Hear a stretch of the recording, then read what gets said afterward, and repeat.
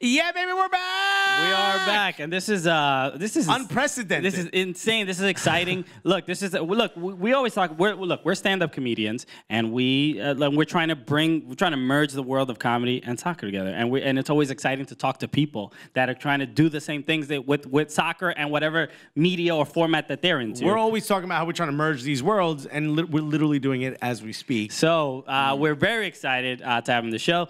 Daniel got hits. What's up, guys? What's up? Thanks a lot for having me. Yeah, there he is, guys. Because if Daniel don't trust you, we gonna shoot you. Look, if you don't know Daniel got hits, look him up. I feel like you're not paying attention. I feel like not paying. You're not really into this soccer thing. Right? Hashtag soccer gang, as he said. Soccer gang. Yeah. So look. Show the merch. I'm not doing a good job of plugging the merch. Wait, I got the phone case. You at got the least. phone case? Don't sue me, Louis Vuitton, Supreme. It's everything. I mean, our logo is faked on there somewhere. I like really weird, I like over the top, like in your face, like gaudy bootleg style, like designer. I like really flashy. We can stuff. all see your hair. Dude. Yeah.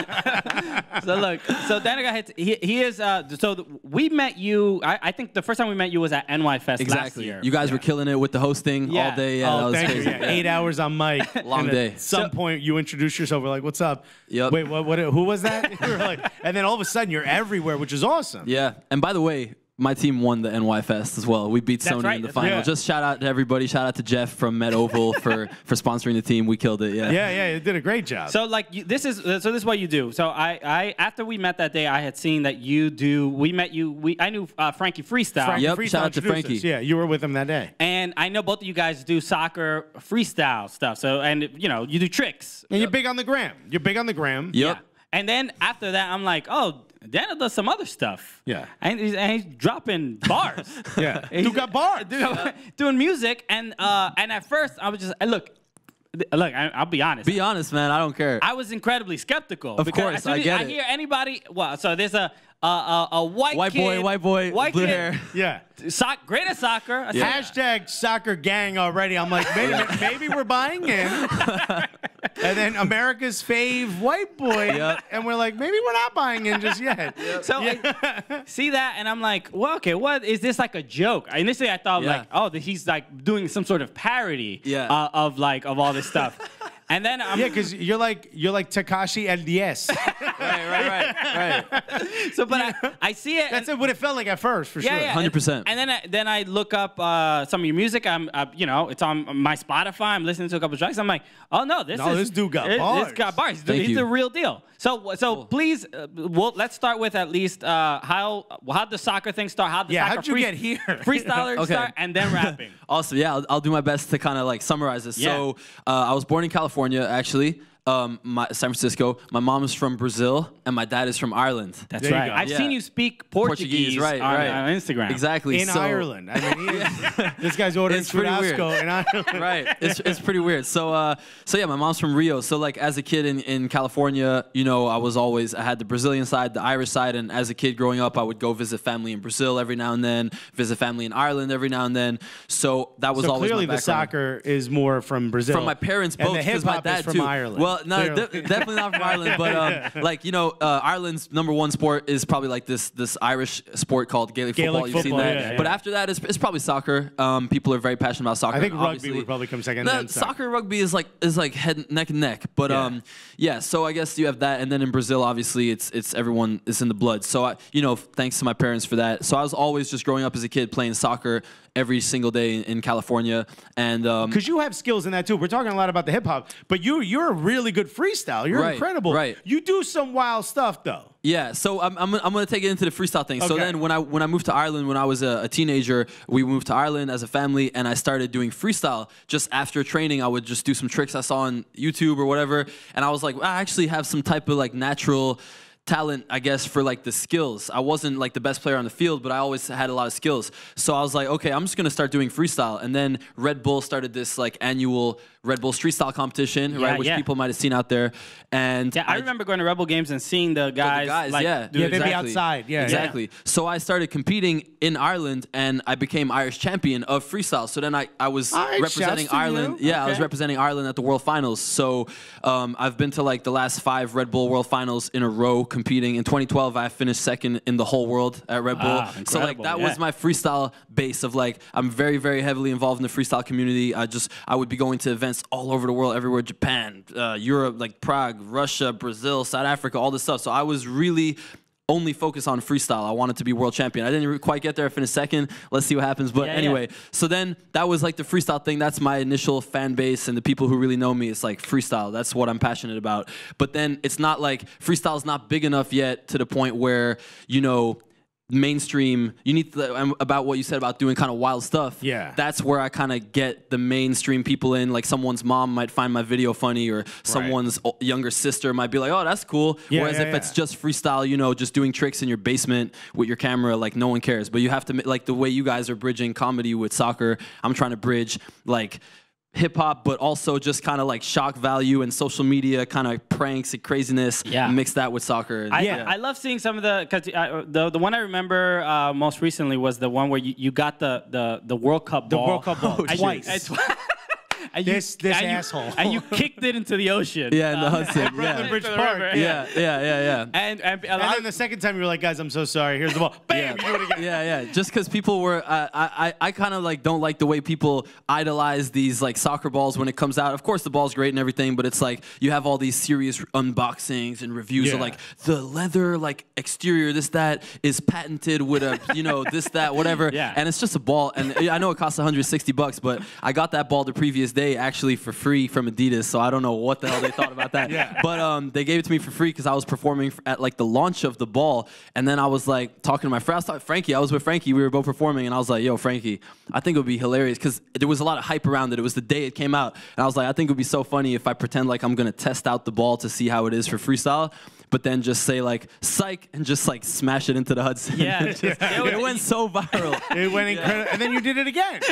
And then you also that's why I like you, and I appreciate the fact that you're at least trying to add a humorous element to what you're doing, because you just did that video. I don't even know the guy's name. It's that dentist like he's like Dr. Daniel. He's like a hip hop dentist guy that he does like he fixes teeth for like a lot of rappers. He's amazing. By the way, yeah. So but you did a video where you, instead of going to get your teeth fixed, you wanted the ball whitened. Which is great. Again, like, but and that bridging of those cultures is always great. Look, I know sometimes people don't take us too seriously because it's like, oh, comedy, or like soccer fans are like, this is my soccer. How dare you make fun bring of our humor? tradition. You can't bring humor into it. You don't want to laugh at all. And I know for you, I mean, we get it a little bit, but you must get it in waves. The traditionalist must hate you. I get it a lot because, as you guys said, and like I kind of like it when people say, "Oh, at first I thought it was a joke," or "I thought it was this," or "At first I was skeptical," because I'm like, yeah, I totally get it. I would be too. Like, who is this white boy like trying to like play soccer? First of all, the soccer people are like, he must suck at soccer before they see it. Then the hip hop people are like, he probably doesn't know shit about hip hop, doesn't care about hip hop at all. And like I started out as a producer, not even a rapper. I was making beats for like 5 years before I even started rapping. So like, Kanye? He's on the Fruity Loops. Fruity Loops, man. Fruity Loops. So I tried that for a summer. But there you go. But I made a lot of things that went boop. Boop, boop. And then Lil Jon, throw in like one of those. I couldn't get past the metronome. Me neither. I have no idea how that thing works. But it's cool. I mean, all you can do is be yourself. Like, right? You guys are being yourself. If eventually people, that's the thing. It's like you mentioned Tekashi, right? Or like all these other people, Young Thug, all these people, Future. At the start, everyone ridicules it, and then after a while they're like, you know what, I kind of like this, because people don't know what they want to like. You gotta just you actually have to just do it, and then they're like, you know what, I kind of like it, but like no one likes it. They don't know what to like. You just have to be yourself, and eventually they'll like it. So whatever. That's how I feel. You make a good point. I would just say that's how I felt about whenever there's like new slang that comes out. I remember being a kid, and when somebody said, when off the hook was like the big thing, it was like, yo, that was off the hook. And then somebody went, yo, that's off the meat rack. And I was like, You are ridiculous. Off the meat rack? This has gone too far. What a dumb thing to say. And then like 2 weeks later, I was like, yo, that shit was off the meat rack, kid. The meat rack, you got the shirt that says it. I've been saying this since day one. But, you know, you brought up Future. Like, when I first heard Tony Montana, I was like, this is the dumbest. This isn't hip-hop. He's just repeating something. A week later, I'm like, Tony Montana, I was like, this is the greatest song ever. It just sometimes, you know, the culture has to catch up to the creativity. And it's something that I think we find what we're doing. It's like, we know what our taste is, right? And we can't, our talent has to match that. But also the culture has to find a way to be able to accept what we're doing. When trap music first started and the triplets first started, people didn't really know how to like dance to that. They didn't know how to like bob to that yet. Everybody was still bobbing their head. So like eventually you have to like figure out how to enjoy this creativity. What you're doing runs so concurrent to what we're doing because we're saying like, look, we have this base of knowledge. We know how to talk about the sport, but we're going to do it in a different way. You clearly are good at these two things, and you're going to just do it in a different way. But you do get sort of this feeling that's like sometimes people must look at it and go, oh, this is just for the gram. So like, how hard is it for you to like try to convert those folks into accepting you for being really good at these two things? Because you don't, with your hip hop stuff, you didn't just put out, be like, yo, best rapper alive. You went out, America's favorite white boy. You're like, you're never not you. So like sometimes it's like people might not think you're being serious, but you've got bars. If people listen to it once, they're like, okay, dude got bars. So how hard is it for you? Or is this just part of your game plan? Yeah, I really don't try to convert anyone, you know? If people say like, you know, anytime I get negative comments on when I put out music or they're like, yo, you should kill yourself, it's trash, or whatever, I'm like, thanks a lot, like exclamation mark, or like, thanks for listening, thanks for the view, thanks whatever. Like, I really don't care. I feel like the more you try to like make people think like, yo, no, guys, I'm actually really good at soccer. I'm good at rap. People are like, they don't want, it's too needy. Like, I'd rather just be, ironically enough, when you're kind of like, yo, F you, I don't really care if you like me or not, then people actually like you. It's weird. It's a weird reverse psychology. I'd never try to convince anyone that what I'm doing is good. And I kind of like when people think it's almost a parody, because even me, I get it. Like, I have a sense of humor. I know, like, I can stand from the outside and see what I'm doing and be like, this is kind of ridiculous. Like, I'm not, I know it's not, white and of course. Yeah, I know but it. But it's so fun. I just kind of go for it. And you have a song called I Don't Care. Yeah, dude. Yeah, good research, guy. No, for sure. I was watching the video. For sure. Yeah, you also have a song named Neymar. So like we're like, I love it all. Exactly. Yeah. It's just trying to like bridge the gap, like you guys said. Like, and same thing what you guys are doing, I think is hilarious. And I think what you guys are doing is like a year and a half or 2 years ahead.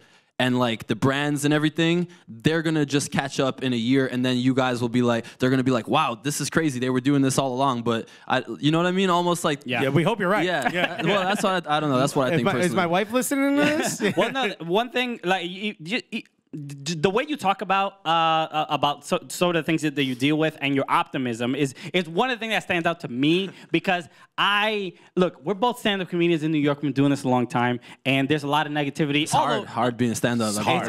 It's hard. There's a lot of negativity. So when I see a lot of musicians do, they speak very optimistically. They motivate their fans on Instagram. You see how Cardi B does it and all that stuff. Yeah, but I see what you do, and I'm like, man, fuck this dude, man. I hate the optimism so much.